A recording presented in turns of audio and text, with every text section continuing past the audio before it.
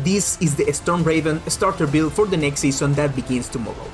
A new, fresh build with incredible gameplay to sweep through all the content coming in this new season. You will be able to level calmly and even reach endgame in a solid way. In this video we will go over some tips, a bit of gear, skill tree and more. Are you ready to take your builds to the next level? Let's get into the video.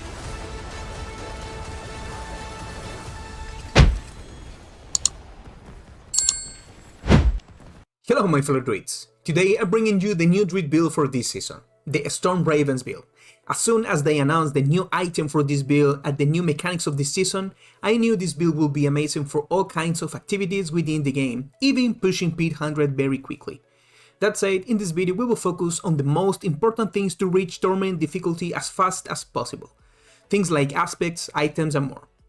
We will start by talking directly about the best aspects you can get right from the start to level with this build.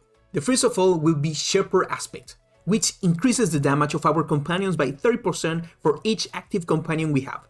This aspect is incredible both in endgame and in the early levels, and the best part is that we can find it by completing the dungeon Blood-Soaked Crag in Dried Steppes. Therefore, this one is mandatory at the start, putting on your amulet as soon as you can use it, preferably. The next aspects will also help us increase our damage in the early levels, but there's only one problem. We need to find them on items dropping from elites or bosses. Generally, we will come across them as we progress through the seasonal questline or by running dungeons. So the other aspect we must look out for will be a Storm Crow, which makes our ravens deal 100% lightning damage. This means that now our ravens become a storm skill, and you know what that means. We will gain benefit from aspects, passives and paragon that buff storm skills. On top of that, the total damage of ravens will happen in half the time, increasing damage effectiveness, in other words DPS, and it's also stuns. An amazing mandatory aspect. When you get it, put it on your gear immediately. And third, we have the aspect of the Stampede, which gives us one extra companion. This directly synergizes with Shepherd aspect and also gives us 35% more damage. A solid aspect to increase the damage of all our companions while leveling. In the guide, I have Retaliation aspect, since it will help us once we get the Chaos perks ability, which turns our companion abilities into core skills. This is fantastic and will take the build to another level when we get it. So, when you obtain this power, you can use Retaliation for more damage. From what I understand, this power drops randomly for Chaos Reef or by completing the questline. So once you can get this power, use it right away and then use Retaliation. About the questline, it's very important to complete as fast as possible. I recommend following it if you want to level up quickly and also have it finished before moving to Torment. These quests usually have really good rewards for the start of the game and also for early endgame. For example, aspects that can roll on items and even uniques that can help us like Gathelins or the Kilt of Blackwind. If you get these too early, don't hasten to use them. They are key pieces for this build. In addition to items, these seasonal rewards also give us materials, layer keys for bosses, infernal compass and more. So it's the best way to get stuff and level. As for tempering and masterworking, I recommend using them starting at higher levels. I mean after level 50, since gear is more stable at this point. In the early levels, our gear will change frequently, so it's not a good idea to use it right away. The tempering and masterworking steps are already in the planner, so you can follow along. The most important ones are weapon tempering and some defensive ones like total armor on pants or chest. In summary, aspects early on are key for damage and fast leveling. The questline is important to get everything related to the new season and also to finish it before starting endgame. This way we are free to farm hordes in Torment 1 and beyond without leaving anything pending. Okay guys, the GR will be pretty easy to understand. I want you to focus only on these two sections that are important early on to have a balanced build in terms of both damage and defense. We will split the gear into two. First, we have damage gear, or at least that's what I call it. Why do I call it that? Because we will focus on finding affixes that increase our damage, like with power, crit, attack speed, crit damage, etc. These affixes will go on these items: globes, weapons, amulets and rings. In general, if I had to swap something for utility or resistance, I would change something on the rings and add resistances or resource regeneration if necessary. So this will be our main damage gear. Everything I'm explaining here you can see in the planner in the description and pinned comment so you can follow along more easily. Next, section 2, defense gear. This will have affixes like willpower, max life, armor, and resistance to all elements. These affixes are just as important as damage since they will let us survive longer in battle and reach endgame in better shape.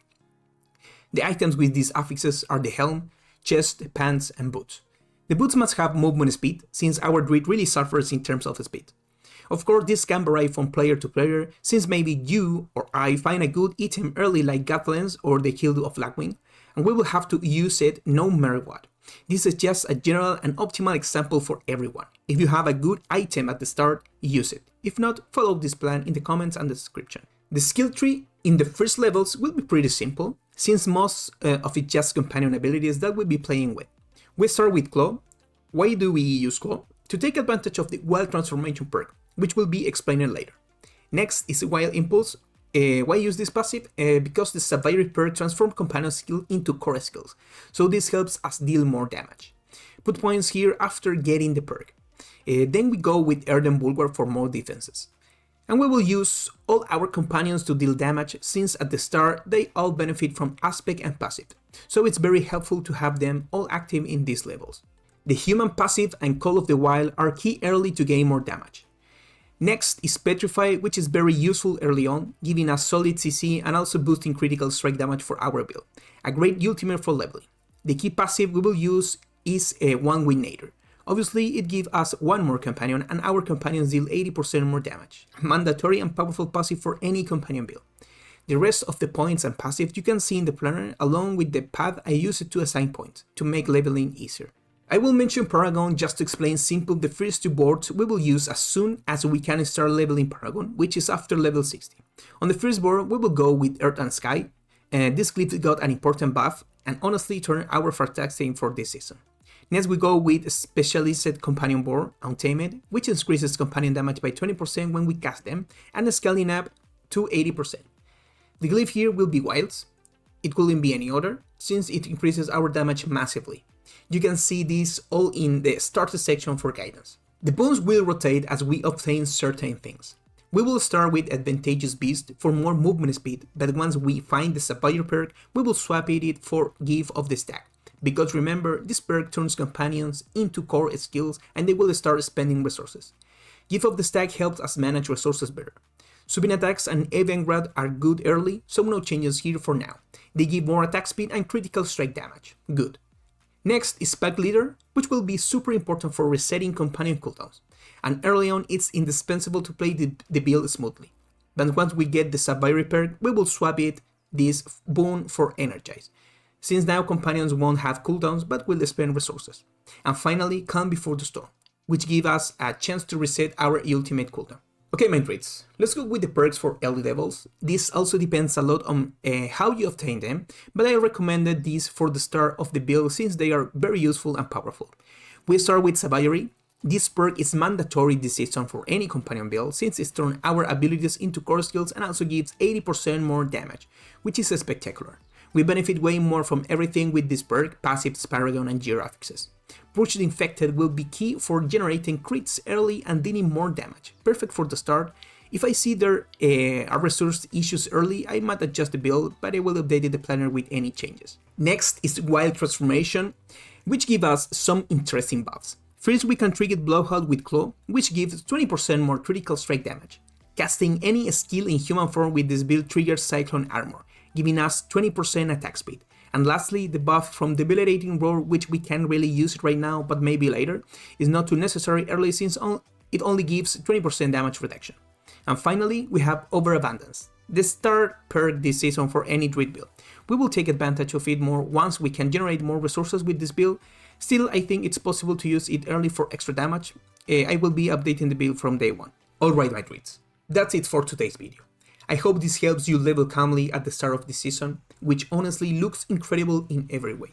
We will have a lot of builds to explore, a lot of combinations, and once again our druid is positioned at the top with many builds for every taste. I also want to remind you of my channel's motto, don't obsess over always having the best build, the best item, or the biggest number. Remember, there are so many ways to have fun, and that's the most important thing. That's why I will try to bring as many builds and variation as possible for all of you, so you can pick what you like most. And of course, I will also bring the best for those players who want to test the limits of this game, but always keeping a cool head and focusing on having fun. The season start is almost here, so I wish you the best beginning and we will see each other soon in another video. Goodbye.